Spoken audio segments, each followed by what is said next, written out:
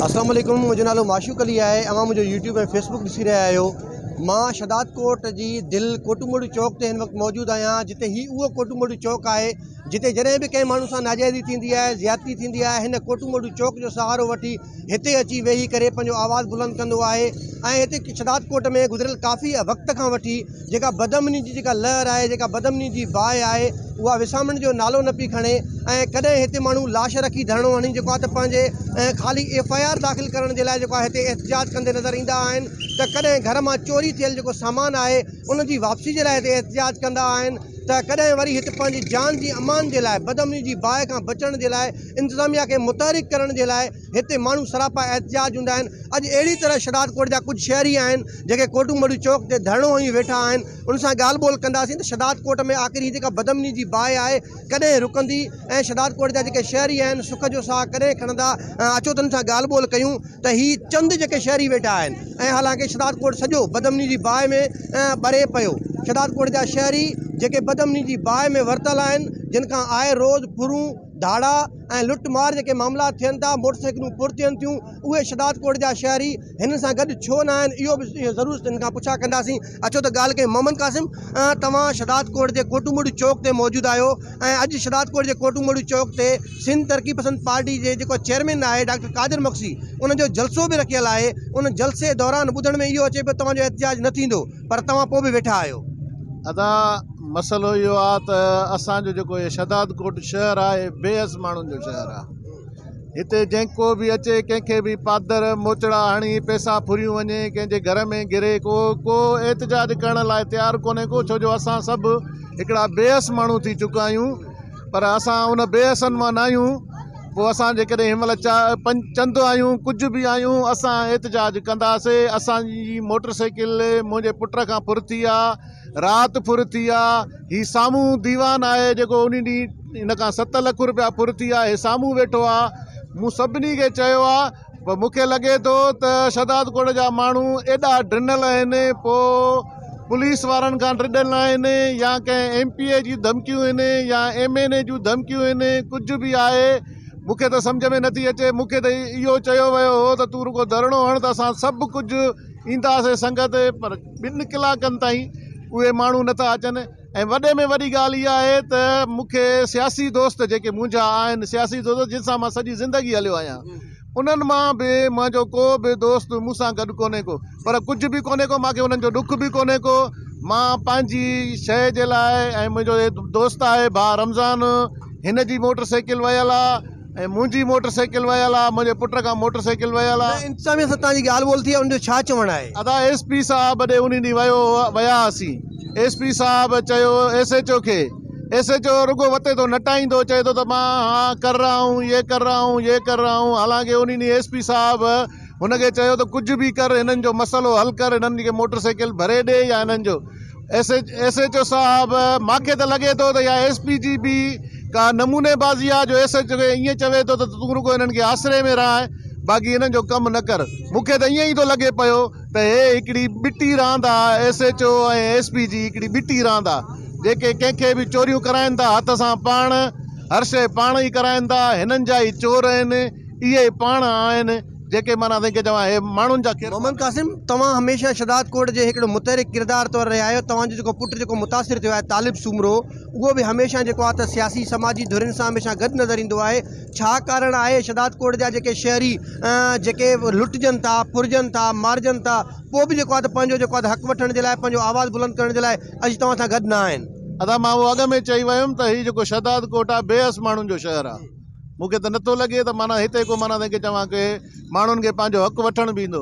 हिते त हाणे त मूंखे इहो थो लॻे त तव्हां हिते शदादकोट जे कंहिं माण्हुनि जे घर में गिरी उन्हनि जी तव्हां केॾी बि इंसल्ट करे वञो, हो पंहिंजे उथण जे लाइ तयारु न आहिनि। कुझु किरदार आहिनि जेके माण्हू उथनि था, जेके ॻाल्हाइनि था, जेके विढ़नि था, जंहिंखे माना तंहिंखे चवां आहे जेको पंहिंजे, बाक़ी लॻे थो त शदादकोट जो माण्हू हिते बेअस आहे, सफ़ा असली, उन्हनि खे कुझु बि कोन्हे को। तव्हां उन्हनि खे छा बि कयो हो तव्हां सां न ईंदा। सां शदादकोट जो शहरी बेअस थी चुको आहे, ऐं पुलिस इंतिज़ामिया सिर्फ़ु ऐं सिर्फ़ु जुआ जे अॾनि खां जेको आहे रिकवरी करण में जेको आहे मशगूल आहे। ऐं 2 ॾींहं अॻु में शदादकोट जे ऐं मां ख़ासि तौर ते SSP कंबर शदाद कोट साजिद अमीर सदोदी खे जो ॿुधाइणु चाहियां थो त शदाद कोट की लांगा मार्केट में वहाँ पे जो रेड की है, चंद रुपयों की जहाँ पे जुआ होती है, जहाँ पे लाखों रुपए की जुआ होती है, उसके बिल्कुल करीब में तो वहाँ पे तो आपकी पुलिस घुसने को तैयार नहीं है।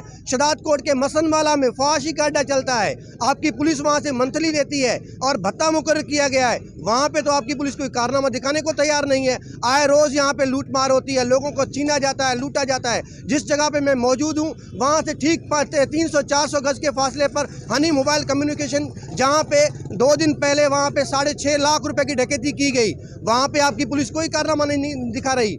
SSP साहब, हम आपसे वही उम्मीद करते हैं जो 2016 से 17 तक आपने काम किया था शदाद कोट के शहरी, आपसे वही उम्मीद करते हैं, वही साजिद अमीर सदोदई कंबर शदाद कोट में अमन अमान लाएंगे। असां सां ॻाल्हाईंदड़ मौजूद आहे ॿियो शहीद भुट्टो जो अॻुवाण आहे जेको आहे त ज़ुल्फ़कार जेको आहे त मक्सी, उन सां ॻाल्हि ॿोल कंदासीं। ज़ुल्फ़कार, शदाद कोट में बदमनी जी बाहि आहे ऐं मोहम्मद क़ासिम सूमरो दिलशिकस्ता बि आहे ऐं शदाद कोट में जेके आम शहरी जेका लुटजनि था फुरजनि था उहो अकेलो हिते वेठो आहे, उन ते छा ॻाल्हाईंदव? बिस्मिल्लाहिर्रहमानिर्रहीम। जी सिंधी अमीर मुर्तज़ा भुट्टो जी इनक़लाबी जदोजहद शहदाद कोट शहर जी एॾी वॾी बदकिस्मती आहे जो हिन 6-7 महीननि में शहदाद कोट शहर असांखे कंद कोट ऐं कश्मोर वारो ॾेख ॾेई रहियो आहे। आया ॾींहं रोज़ फुरियूं, चोरियूं, धाड़ा, मोबाइल फुरियूं ऐं बेवस लॻी पई आहे पुलिस शहदाद कोट जी, जेकी सिर्फ़ में सिर्फ़ ग़रीबनि जे ॾाढे लाइ कढ लॻी पई आहे। ॾाढो ग़रीब को हथ थो अचनि हीरोनी खे कुटण लाइ तेज़ न, बाक़ी ॾाढे हीणे ते लहनि नथी, ॾाढे ते चढ़नि नथी। हीउ शहदाद कोट जो माहौल अहिड़ो बदकिस्मती थी वई जो शहदाद कोट जो को माण्हू घर खां निकिरे थो, पर असां पाण जेके माण्हू आहियूं अलाह ॾिसे थो, घर खां निकिरूं था त अलाह अलाह कंदा, घर मोटण जी सोचूं था त कॾहिं को निकिरी मोचड़ा न फुर न करे। शहदाद कोट शहर में पुलिस चौकियुनि जे बदिरां धाड़ेलनि जूं चौकियूं लॻियूं, पंहिंजो रसा रखे धाड़ेल रसो छिके फुरियूं पिया कनि सरिया में मां बश्क रोड सां ऐं घड़ी कहिड़ो रोड सां, पर हिननि जे कननि ते का जूं ई नथी चुरिजे। बाक़ी रही ॻाल्हि त असां सियासी माण्हू आहियूं, असांजे मथां 3 फायरियूं न, जो असां हिते आहियूं बि न। इहो ॾसु ॾियनि त कंहिं ग़रीब जे मथां FIR कटणी आहे पैसा वठी, बाक़ी फुर जो सामान वापसि जेको बि कयो अथऊं उहो सिर्फ़ु पंहिंजे घरों पैसा ॾेई फुर जो सामान वापसि कयो अथऊं, बाक़ी का बि वापसी का बि न थी आहे, न चोर न दाड़े। अॼु कोई मोहम्मद क़ासिम जो एहतजाज आहे, उनजे पुट खां जेका मोटरसाइकिल जेका त फुरिजी वई आहे ऐं पैसा फुरिजी विया आहिनि, ऐं तव्हां हिते आयो, छा मुतालबो कंदो इंतिज़ामिया खां? असांजो इहो ई मुतालबो आहे त फिलफोर मोहम्मद क़ासिम हुजे, असांजो रमज़ान बबर हुजे, शहीद भुट्टो जा असांजा दोस्त आहिनि ऐं असांजा अॻुवान, हिननि जी जेकी बि फुर थी वई आहे मोटरसाइकिल असांजे तालिब हुसैन सूमरे जी, रमज़ान बबर निमाज़ ते वियो, हुनजे पोयों हुन पुट जी गाॾी काए विया आहिनि। फिलफोर हिननि जी शयूं मोटाए, शहदाद कोट में जेके बि थिया उहे बि मोटाए ॾिना आहिनि, उन लाइ असांजो एहतजाज जारी रहंदो। वॾी महिरबानी। ऐं शहदाद कोट में अमन अमान जी ॻाल्हि अगरि कजे त हिते जेको आहे त जेको नाका हणी करे माण्हुनि खां फुर कई वञे थी, ॾींहं ॾिठे जो माण्हुनि खां जेको हथियारनि जे ज़ोर ते जेको आहे हिते जेको आहे त मोटरसाइकिलूं फुरियूं वञनि थियूं, ऐं हिते पुलिस जी मौजूदगी में जेको आहे त दुकाननि में घिड़ी करे जेको आहे त असला बरदार माण्हुनि खां लखें रुपया जेको आहे त रोक रक़म फुरे वञनि था, पर पुलिस इंतिज़ामिया सवाइ जेको आहे त पंहिंजी मंत्रियूं उगाइण खां सवाइ ॿियो को बि कमु न पई करे। जेके पुलिस जूं पिकेटियूं हुयूं उहे ख़तमु करे धाड़ेलनि जूं नाकनि में तब्दील कयूं वयूं आहिनि।